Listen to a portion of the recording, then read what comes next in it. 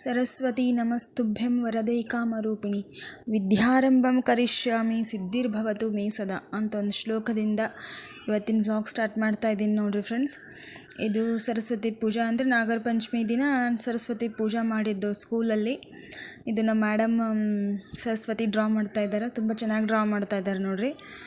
ಮಾಡ್ತಾರ್ರಿ ಅವ್ರು. ಆ್ಯಕ್ಚುಲಿ ಹುಡುಗರೆಲ್ಲ ಎಷ್ಟು ಇಂಟ್ರೆಸ್ಟಿಂದ ಬಂದಿದ್ದರು ಸರಸ್ವತಿ ಪೂಜೆಗೆ. ಸುಮ್ಮನೆ ಕೂಡ್ರಿಯಪ್ಪ ಅಂತಂದ್ರೆ ಹಂಗೆ ಗಲಾಟೆ ಮಾಡ್ತಾ ಕೂಡಾಕತ್ತಿದ್ರು. ಡೈಲಿನೂ ಸುಮ್ಮನೆ ಕೂಡ್ತೀವಲ್ರಿ ಮಿಸ್, ಇವತ್ತಾದರೂ ಒಂದಿನ ನಾವು ಮಾಡ್ತೀವಿ ಗಲಾಟೆ ಅಂಥೇಳಿ.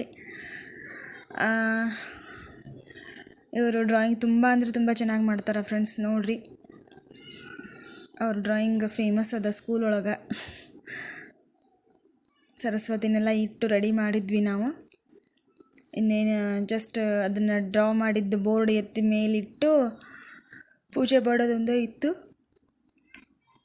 ಎಲ್ಲರೂ ನೆನಪಿರ್ಬೋದು, ಬಾಲ್ಯದಲ್ಲಿ ಎಲ್ಲರೂ ಸರಸ್ವತಿ ಪೂಜೆ ಮಾಡಿದ್ದು ಸ್ಕೂಲಲ್ಲಿ. ಆಲ್ಮೋಸ್ಟ್ ಎಲ್ಲರೂ ಮಾಡೇ ಇರ್ತಾರೆ. ಉತ್ತರ ಕರ್ನಾಟಕ ಜನ ಅಂತೂ ಕಂಪಲ್ಸರಿ ನಾಗರ ಪಂಚಮಿ ದಿನ ಸರಸ್ವತಿ ಪೂಜೆ ಮಾಡೋದೇ. ಯಾಕಂದರೆ ಸರಸ್ವತಿ ಇಲ್ಲ ಅಂದರೆ ವಿದ್ಯೆ ಒಲಿಯಂಗಿಲ್ಲಲ್ಲ. ಸರಸ್ವತಿ ವಿದ್ಯೆಗೆ ಅಧಿದೇವತೆ ಅಲ್ಲ. ಅವಳನ್ನು ನಾವು ನಮಿಸ್ಲಾರ್ದೆ ನಾವು ವಿದ್ಯೆ ಚಾಲೂ ಮಾಡಿದ್ವಿ ಅಂತಂದರೆ ಏನೂ ಅರ್ಥನೇ ಇರೋಂಗಿಲ್ಲ. ಆಕಿನ ಫಸ್ಟ್ ನಾವು ನಮಿಸ್ಬೇಕು.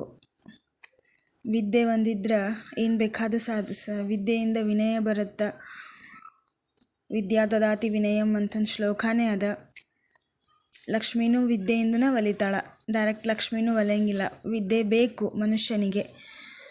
ಅದು ನಾವೇನು ಆಸ್ತಿ ಮಾಡಲಿಲ್ಲ ಅಂದರೂ ವಿದ್ಯೆ ಒಂದು ನಮ್ಮ ಕಡೆ ದೊಡ್ಡ ಆಸ್ತಿ ಇತ್ತು ಅಂತಂದ್ರೆ ಎಲ್ಲಿ ಬೇಕಾದರೂ ನಾವು ಸರ್ವೈವ್ ಆಗ್ತೀವಿ ಅನ್ನೋದೇ ಪ್ರತಿಯೊಂದು ಮಗುವಿಗೂ ಹೇಳಬೇಕಾಗದ್ದಿದು. ಚೆನ್ನಾಗಿ ಕಲಿಬೇಕಂತ ಹೇಳಬೇಕು ಮಕ್ಕಳಿಗೆ. ಅಭ್ಯಾಸ ಮಾಡಿರಿ ನೋಡ್ರಿ ನಮ್ಮ ಮೇಡಮ್. ಇಷ್ಟು ಹೇಳಿ ನಾನು ವಾಯ್ಸ್ ಮುಗಿಸ್ತಾ ಇದ್ದೀನಿ ಫ್ರೆಂಡ್ಸ್. ನೋಡಿ ಎಂಜಾಯ್ ಮಾಡಿರಿ. ನಾನು ಸ್ಕೂಲಲ್ಲಿರೋದು ಒರಿಜಿನಲ್ ವಾಯ್ಸ್ ಕೊಟ್ಟಿಲ್ಲ, ಯಾಕಂದರೆ ಸಾಂಗ್ ಹಾಕಿದ್ರು. ಅದು ಹಾಕಿದ್ನಿ ಅಂತಂದ್ರೆ ಕಾಪಿರೈಟ್ ಬರುತ್ತಂತ ಹಾಕಿಲ್ಲ. ನಾನು ಸ್ಪೀಕರ್ ಹಚ್ಚಿದ್ರಲ್ರಿ ಮೊಬೈಲ್ ಒಳಗೆ ಸಾಂಗ್ ಹಾಕಿ, ಹಾಗಾಗಿ ನಾ ಹಾಕಿಲ್ಲ. ಏನೋ ಮಿಸ್ಟೇಕ್ ಮಾಡ್ಕೋಬೇಡ್ರಿ. ವಿಡಿಯೋ ಲೈಕ್ ಆದರೆ ಲೈಕ್ ಮಾಡಿ, ಶೇರ್ ಮಾಡಿ, ಸಬ್ಸ್ಕ್ರೈಬ್ ಮಾಡ್ಕೊಳ್ಳಿ ಫ್ರೆಂಡ್ಸ್. ಬಾಯ್. ವಿಡಿಯೋ ನೋಡಿ ಎಂಜಾಯ್ ಮಾಡಿ ಫ್ರೆಂಡ್ಸ್.